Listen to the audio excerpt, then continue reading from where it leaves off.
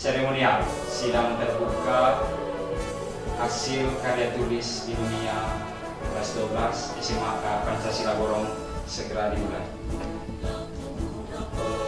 Kita buka upacara kita yang menyanyikan jika bisa.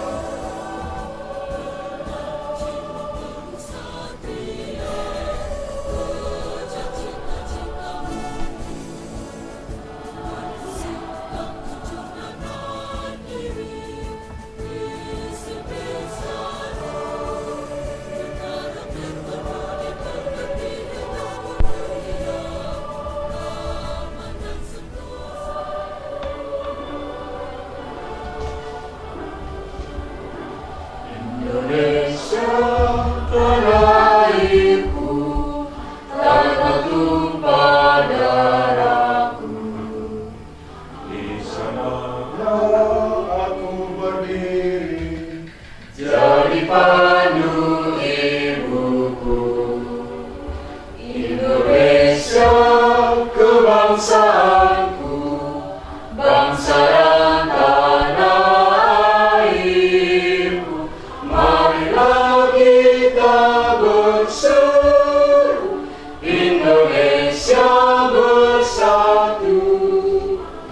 Hiduplah tanahku, hiduplah negeriku, bangsaku, rakyatku semuanya. Bangunlah jiwanya, bangunlah badannya, untuk Indonesia Raya. Indonesia Raya, merdeka, merdeka, tanahku, negeriku yang ku cinta.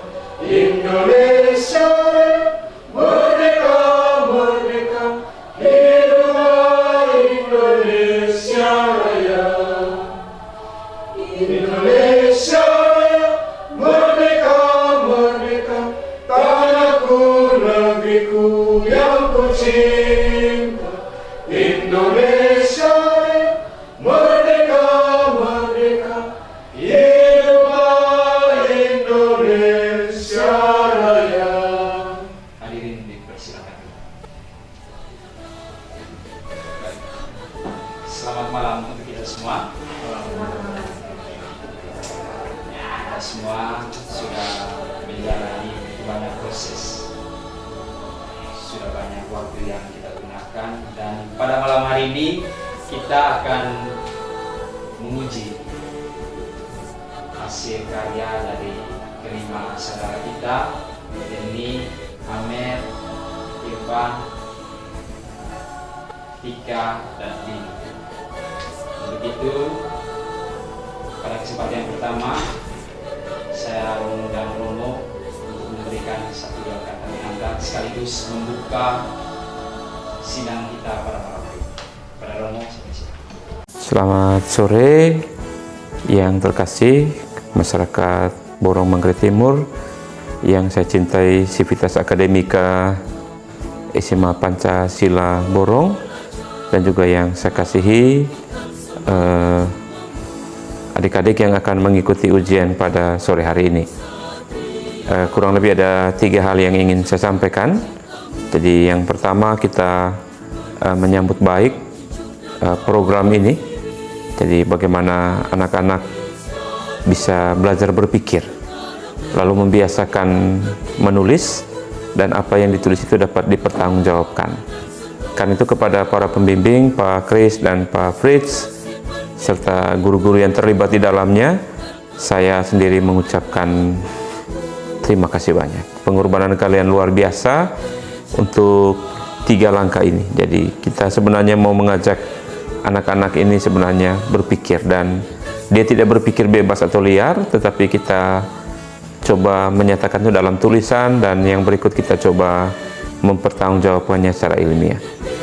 Yang kedua, pada sore hari ini hingga malam ini kita akan melakukan semacam ujian. Jadi apa yang sudah ditulis dipertanggungjawabkan, dan untuk itulah hadir para pembimbing, para penguji untuk sesungguhnya menemukan titik terang di mana kecerdasan literasi kita atau kecerdasan literer itu juga harus dapat dipertanggungjawabkan. Tentu pada pokok yang ketiga di tengah upaya provinsi kita untuk sampai pada sekolah unggul, kita menawarkan satu solusi alternatif bahwa kecerdasan atau keunggulan sebenarnya tidak berbasis waktu atau tidak hanya berbasis waktu tetapi juga berbasis proyek. Jadi kita menyelenggarakan program-program seperti ini untuk meningkatkan mutu. Selamat memulai ujian kita, ujian karya tulis untuk 5 peserta, dan pada para penguji dan para pembimbing saya ucapkan terima kasih banyak. Salam literasi, salam satu hati, salam NTT yang unggul, Manggarai Timur yang cerdas. Terima kasih banyak. Baik, selamat malam yang kami hormati Romo penguji dan juga bersama timnya dan juga para pembimbing dari karya tulis ilmiah bagi siswa-siswi SMK Pancasila. Kita akan masuk pada presentasi dari karya tulis atas nama Maria Stelani Strada Tasman dengan judul karya tulis Pentingnya Pendidikan Karakter Terhadap Pembentukan Jati Diri Anak di Lembaga SMK Pancasila Borong. Oleh karena itu, kepada adik saudari kami Maria Stelani Strada Tasman, silakan dalam limit waktu kurang lebih 7 menit mempresentasikan kepada tim pembimbing dan juga lebih-lebih kepada penguji materi dan juga beberapa hal-hal yang saudari rasa perlu untuk mempresentasikan itu, dan selesai mempresentasikan nanti akan ada kesempatan untuk bagi para penguji dan pembimbing memberikan atau mengajukan pertanyaan. Waktu dan kesempatan kami persilakan. Selamat malam Romo, selaku penguji pada malam hari ini. Selamat malam juga Pak Kris dan Pak Fritz serta Pak Max yang sudah sempat hadir pada malam hari ini. Perkenalkan, saya Maria Stelani Strada Tasman. Pada kesempatan kali ini, saya selaku penulis mengangkat tema pendidikan karakter dengan judul Pentingnya Pendidikan Karakter Terhadap Pembentukan Jati Diri Anak di Lembaga SMK Pancasila Borong. Oke, di sini saya ingin sedikit menjelaskan bahwa ya entah disadari ataupun tidak, bahwa pendidikan karakter itu sangat penting untuk diterapkan dimanapun kita berada. Pengetahuan yang menjelaskan berbagai informasi itu tidaklah cukup. Mengapa saya katakan seperti itu? Karena pendidikan, kita punya intelektual yang tinggi, tapi tanpa dibekali dengan karakter yang baik, itu bisa saya katakan sama saja kosong. Seperti akan saya jelaskan seperti ini. Ketika kita berada di dalam suatu masyarakat, kita ini merupakan seorang individu yang mempunyai kemampuan intelektual yang baik. Akan tetapi karakter kita ini bisa dikatakan kurang baik atau minus. Suatu masyarakat ketika kita berinteraksi atau kita melakukan komunikasi, ketika pembawaan diri yang kita bawakan ini kurang baik, maka akan sulit diterima dalam suatu komunitas atau suatu masyarakat. Jadi sepanjang kehidupan kita, kalau kita mempunyai kemampuan intelektual yang baik tanpa didukung dengan karakter yang mumpuni, itu tidak akan berjalan dengan maksimal. Jadi di sini saya ingin menjelaskan bahwa persoalan degradasi moral dan karakter anak-anak bangsa kian menjadi sorotan. Persoalan yang muncul di masyarakat seperti kekerasan, ketidakdisiplinan, kejahatan seksual, perusakan, perkelahian, dan lain-lain kian menjadi topik pembahasan. Ironisnya bahwa hal tersebut dilakukan oleh kalangan berpendidikan. Oleh karena itu, pendidikan karakter penting untuk diterapkan dalam setiap individu. Pendidikan karakter sangat berpengaruh dalam satuan pendidikan untuk membentuk sumber daya manusia yang berkualitas. Jadi di tulisan saya kali ini, rumusan masalah yang saya angkat, yang pertama, apa itu pendidikan karakter? Yang kedua, pendidikan karakter apakah sangat penting untuk diterapkan? Ketiga, bagaimana menerapkan pendidikan karakter di sekolah. Dan yang keempat, apa saja manfaat dari pendidikan karakter.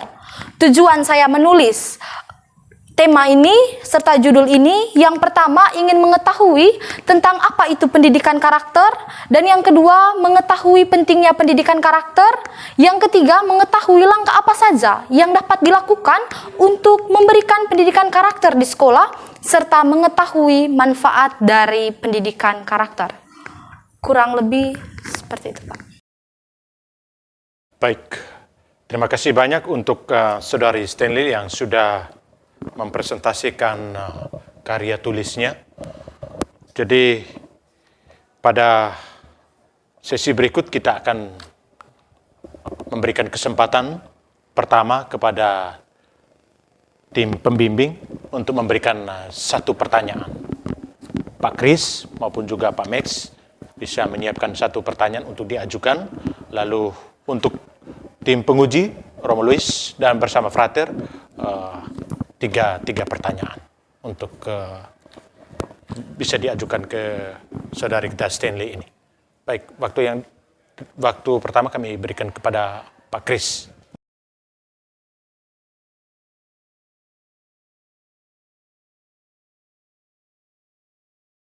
Dari apa yang sudah dipaparkan oleh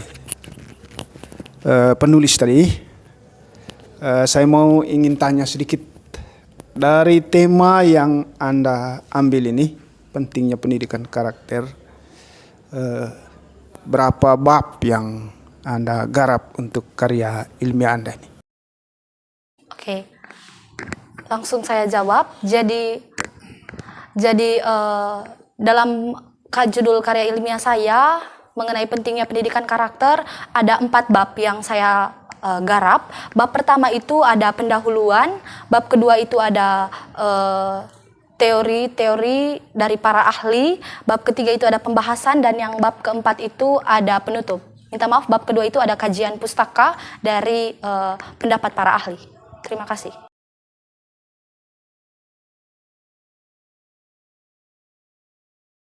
Oke, mungkin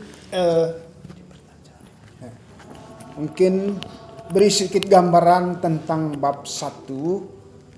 Kira-kira sub-sub bagiannya apa-apa saja tentang bab 1 atau pendahuluan. Oke. Jadi di bab 1 di sini saya menjelaskan mengenai secara umum pendidikan karakter. Jadi pendidikan karakter secara umumnya seperti apa, dan juga ada masalah-masalah yang terjadi. Masalah-masalah yang terjadi di sini lokusnya adalah SMK Pancasila Borong, dan juga di sini ada rumusan masalah.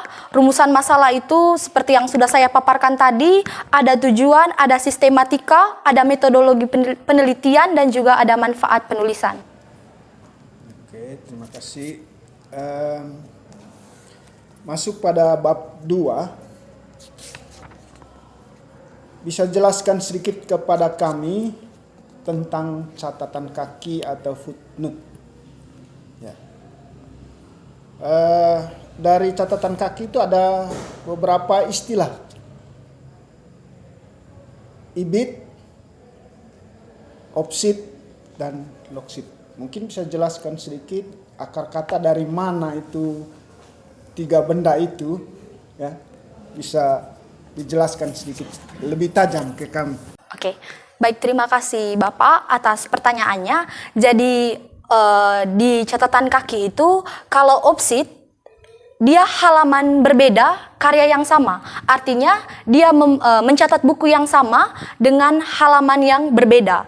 Kalau ibid itu halaman yang sama. Misalkan dalam suatu buku dia menjelaskan tentang satu subbab. Jadi dari paragraf 1 dengan 2, kalau mereka masih dalam satu judul buku, misal satu judul dalam buku tersebut, itu bisa dikutip dengan tulisan ibid, halamannya sama, masih dalam halaman yang sama, tetapi paragrafnya itu yang berbeda.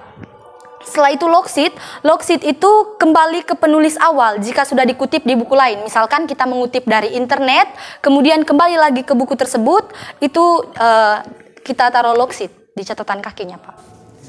Mungkin jelaskan bahasa Latinnya ibit. Dan artinya apa? Ibit tadi halaman yang sama, Bapak.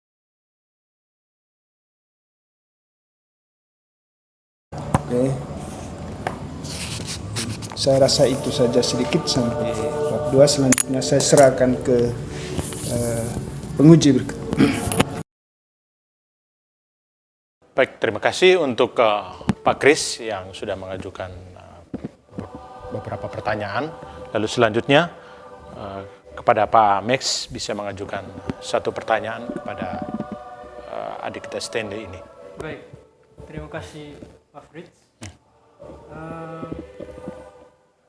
Jadi judulnya pentingnya pendidikan karakter terhadap pembentukan jati diri anak SMAK Pancasila Borong. Jadi yang menjadi pertanyaan saya yaitu coba dijelaskan, minta penjelasan dari adik Stelni terkait tahapan-tahapan pembentukan karakter yang ditawarkan dalam tahapan-tahapan pendidikan karakter yang ditawarkan oleh penulis terkait pembentukan jati diri anak. Jadi pertanyaan seperti itu. Jadi tahapan yang ditawarkan dalam pendidikan karakter itu yang bermuara pada pembentukan jati diri anak. Terima kasih atas pertanyaannya. Jadi bentuk implementasi yang saya rasa sudah dilakukan atau sudah diterapkan di lembaga SMAK Pancasila Borong adalah bentuk kedisiplinan, yaitu hadir ke sekolah tepat waktu pada pukul 6.40. Saya rasa ini adalah bentuk implementasi yang sudah sangat mendukung jati diri anak agar lebih berkontribusi lagi, agar bisa lebih berdisiplin lagi terhadap waktu. Saya juga melihat data-data anak yang terlambat dari tahun-tahun sebelumnya dan tahun ini itu juga sangat berbeda. Ini karena proses serta aturan yang berlaku untuk membentuk jati diri anak itu menjadi lebih disiplin dan lebih mumpuni itu lebih kuat. Jadi saya rasa itu salah satu contohnya, Bapak. Baik, terima kasih untuk Adik Stanley untuk jawaban dari Pak Max. Mungkin mau mempertajam kembali barangkali. Jadi tadi di contohnya misalnya jumlah siswa-siswi yang terlambat dari tahun ke tahun itu mengalami penurunan seperti itu. Baik, yang mau saya tanyakan yaitu pendekatan yang bagaimana yang dilakukan misalnya oleh pendidik terhadap peserta didik dalam penerapan pendidikan karakter ini demi menciptakan atau membentuk jati diri anak yang lebih baik. Ya, silakan. Jadi pendekatan yang dilakukan di sini, yang pertama, kalau misalkan kita berpatokan pada masalah yang tadi, itu anak-anak yang notabene-nya tadi bisa dikatakan terlambat atau tidak disiplin dalam waktu, mereka melakukan pendekatan bersama guru BK. Mereka melakukan pendekatan bersama guru BK dan hasil pendekatan yang dilakukan bersama guru BK itu bentuk implementasinya adalah mereka tidak lagi melakukan hal tersebut. Saya pernah mewawancarai juga salah satu anak, dia sekarang berada di kelas 10. Saya bertanya, kemarin kalau dilihat dari sebelum saya menjadi anggota OSIS pada saat itu, data-data yang saya tuliskan bahwa anak itu sering terlambat. Nah, ketika saya sudah beranjak, sudah tidak lagi menjadi anggota OSIS, saya lihat ada kemajuan. Setelah itu saya bertanya, apa yang membuat saudara atau memotivasi saudara sehingga dari kejadian lalu itu sudah berbeda, sudah menjadi pribadi yang lebih baik. Dia mengatakan bahwa setelah saya mendapat bimbingan dari guru BK mengenai bentuk ketidakdisiplinan dalam diri, mulai dari saat itu ia berubah menjadi pribadi yang lebih baik lagi.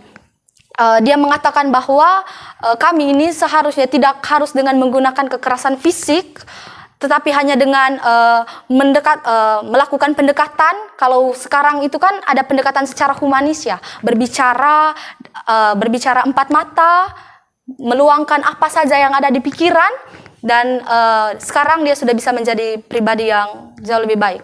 Saya rasa dengan metode pendekatan antara guru dan juga siswa. Terima kasih untuk Adik Stanley untuk penjelasan tambahan mengacu pada pertanyaan dari Pak Max tadi. Mungkin Om Kris.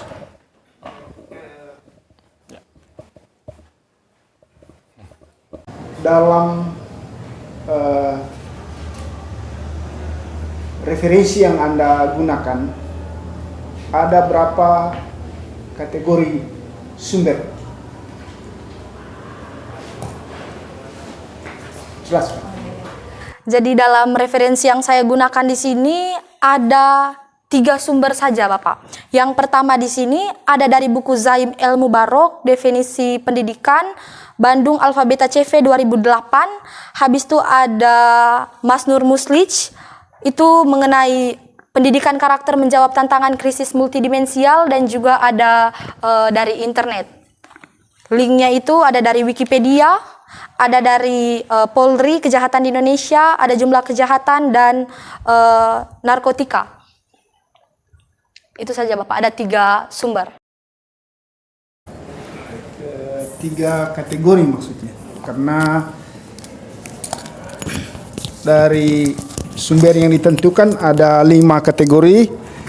Yang pertama buku ada berapa maksud saya, kemudian manuskrip apa ada, lalu kemudian ketiga media ya cetak dan elektronik, lalu kemudian narasumber kalau ada wawancara, lalu kelima itu internet. Yang Anda gunakan kira-kira berapa? Itu ada buku, ada wawancara, ada internet. Ada 3. Hanya 3. Oke, tidak ada manuskrip, jurnal, media cetak tidak ada. Terima kasih. Baik, berikut waktu seluas-luasnya kami berikan kepada tim penguji, Romo Luis dan Frater. Ya, kalau kita mendapati rekam jejak dari Romo Luis ini, beliau sebagai kepala sekolah, tetapi dari kurikulum vitae, beliau cukup sangat punya passion untuk menulis, dan beberapa karya yang sudah dihasilkan juga, buku sudah terbit. Lalu ini membuktikan bahwa beliau punya misi untuk menekankan bagaimana karya tulis ini harus dimulai dari sekolah untuk menjadi bayangan bagi anak-anak 4 tahun ke depan. Ya, di sini juga hadir Frater yang juga tentu punya pengalaman bagaimana menyusun karya ilmiah, sehingga waktu dan kesempatan kami berikan kepada tim penguji Romo Luis dan juga Frater Fritz. Ya. Ya. Terima kasih. Yang pertama, saya sangat mengapresiasi tulisan dari adik saya, Telni, itu mengenai pentingnya pendidikan karakter terhadap siswa di SMAK Pancasila Gorong. Satu pertanyaan saya, dan mungkin ini juga pertanyaan lanjutan dari apa yang diangkat oleh saudara Telni juga tadi, soal itu pendekatan humanis. Kita, orang NTT, itu lahir dengan watak yang keras, watak yang berbeda dengan orang Jawa. Kemudian ketika pendidikan, ketika kita dididik di sekolah, ada banyak sebenarnya hal yang sebenarnya kalau kita mau menerapkan pendekatan humanis, itu kan sebenarnya itu gaya dari orang-orang Jawa misalnya, menurut saya, karena orang Jawa itu karakternya lembut, omongnya pelan, santai. Tapi kita orang NTT itu kan beda. Menurut Telni, apakah pendekatan humanis yang diterapkan mungkin di SMAK Pancasila itu memang bisa mengubah karakter dari siswa-siswi yang notabene sebenarnya mereka punya karakter yang lebih keras? Karena belajar dari pengalaman, banyak orang yang sukses sekarang, banyak orang yang berhasil itu bukan karena misalnya bukan karena mereka di sekolah diterapkan dengan pendekatan yang humanis. Bahkan sebenarnya di sekolah mereka banyak dibimbing dengan keras, dan dalam tanda kutip mereka juga terkadang menerima bisa dikatakan kekerasan fisik di sekolah. Menurut Tirni, bagaimana tanggapan Tirni tentang hal ini? Oke, baik. Jadi terima kasih. Jadi ketika anak-anak itu sudah beranjak ke masa SMA, jadi mereka itu sudah bukan dikategorikan anak-anak lagi, tetapi dikategorikan sebagai remaja. Menurut pendapat saya, karena ditanya pendapat saya, tindakan seperti itu, tindakan kalau humanis tadi kan kayak lebih mengutamakan daerah-daerah luar, misalkan karena di daerah ini ketika satu kali diberitahu masih saja bisa dibilang kepala batu seperti itu.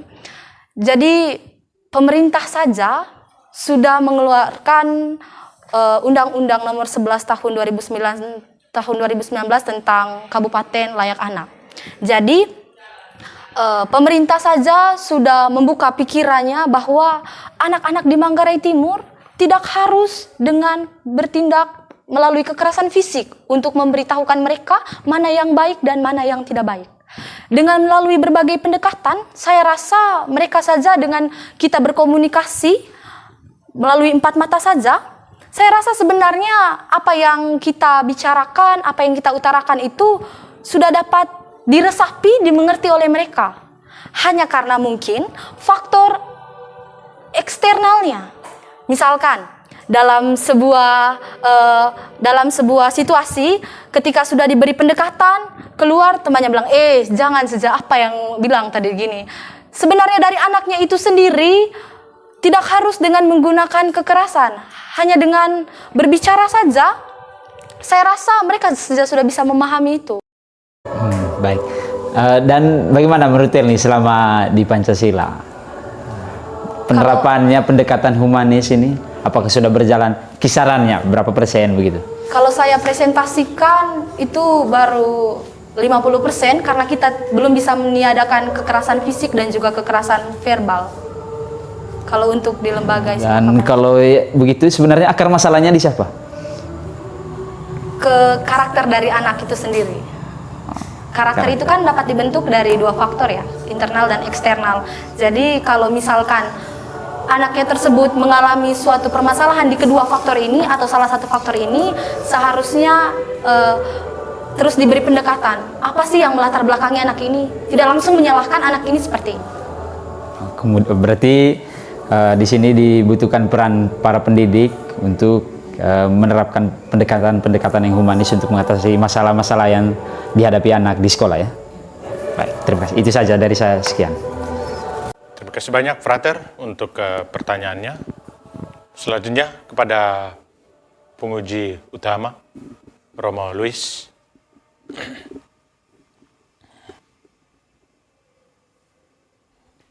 Baik, yang pertama Profesiat, ini satu karya yang luar biasa. Romo sudah baca seluruhnya dan menyatakan rasa bangga, sambil terus nanti dalam revisi-revisi sampai pada penjilitannya, terus menambahkan kualitas-kualitas narasi pribadi tentang konsep-konsep itu. Yang pertama Romo mau tanya, dari judul apa yang menjadi pokok atau gagasan utama, ada berapa variabel, lalu dalam karya tulis ini bagaimana membuat scope dan limitasi, itu dulu yang pertama. Oke, jadi pertanyaan yang pertama tadi dari judul, berapa variabel, scope dan limitasi. Jadi judulnya di sini adalah pentingnya pendidikan karakter terhadap pembentukan jati diri anak di lembaga SMK Pancasila Borong.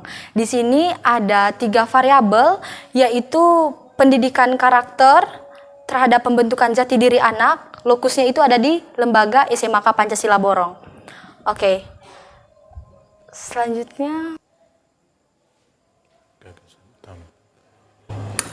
Baik, yang menjadi gagasan pokok, tesis utama dari seluruh tulisan ini apa? Jadi yang menjadi gagasan pokok saya mengambil tulisan mengenai tema tentang pendidikan karakter karena menurut saya pribadi, karakter itu kan merupakan suatu kepribadian dalam setiap individu. Kepribadian itu yang menggambarkan sebuah ciri, sikap, gaya dan tindakan perilaku dari setiap individu. Jadi ketika individu berperilaku baik, misalnya dia berkata jujur, habis itu bertanggung jawab, berdisiplin, maka ia mampu memanifestasikan dirinya itu sebagai karakter yang baik. Selanjutnya, ketika individu tersebut berperilaku tidak baik seperti tidak jujur, tidak bertanggung jawab, tidak mampu memanage waktunya dengan baik, tidak berdisiplin, maka ia menggambarkan karakter atau perilakunya itu kurang baik. Kurang lebih seperti itu. Baik ya, nanti sekedar masukan, nanti perlu menambahkan nanti pada satu bab itu dengan bantuan pembimbing menambahkan karakter itu adalah sesuatu yang sudah bersifat permanen. Sifat dia masih bisa berubah. Karena itu sebenarnya pokok yang mungkin ditambahkan dalam itu ada peralihan dari sifat ke karakter sebenarnya, dan itu membutuhkan pembiasaan. Dan pada taraf remaja, terutama remaja tingkat